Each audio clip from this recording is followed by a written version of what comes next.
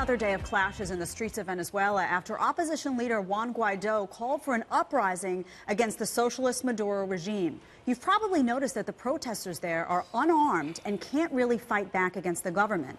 That's because Venezuela banned private gun ownership in 2012. While covering the chaos yesterday, the mainstream media accidentally slipped up and defended America's Second Amendment. Watch. You have to understand, in Venezuela, gun ownership is not something that is open to everybody. So if the military have the guns, they have the power. And as long as Nicolas Maduro controls the military, he controls the country. Jesse, so quite a slip up there. And I always wonder why it's so hard for people in media to realize that what's happening over there could happen over here. Same thing for socialism, right? It's like, oh, that's over there. That's happening over there. But that is what the fear is, that ultimately one day could that happen here if all of our rights are taken away. Right. The media never looks to reality for examples. They can see everything happening all over the world. But then when you say, OK, well, what about its impact here in the United States, they never take that to heart. I think it was Acosta, Jim, for CNN, who accidentally made the case for the wall when he went down, too. Once in a while, these things happen. But this isn't theoretical. Eric Swalwell, who's running for president, has talked about gun confiscation. Stacey Abrams, Georgia Democrat, has also talked about gun confiscation and actually going door to door to enforce the confiscation. So when conservatives in this country talk about the Second Amendment and rights that need to be protected, it's not theoretical. We've seen the last administration use the IRS to target the Tea Party. We've seen the last administration violate, allegedly, the privacy of Trump campaign officials. We've seen a lot of the government abuse their power.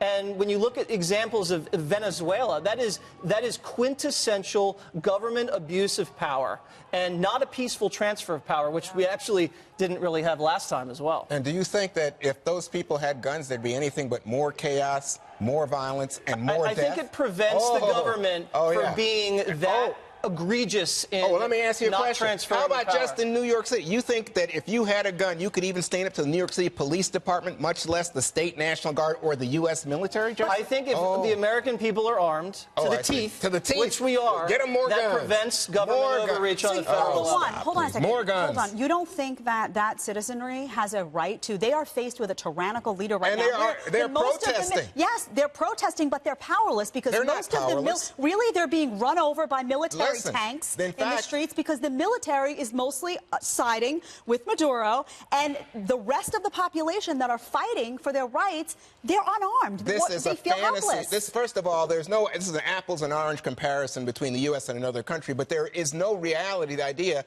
that if some people had handguns, even automatic weapons, they could stand up to the military? No, that's an invitation to more death and chaos. It's a reach by people who are trying to make the argument for guns for everyone in the USA. Correct. The anti-Second Amendment activists often use this or dismiss the argument that lawful gun ownership is an organic defense against tyranny.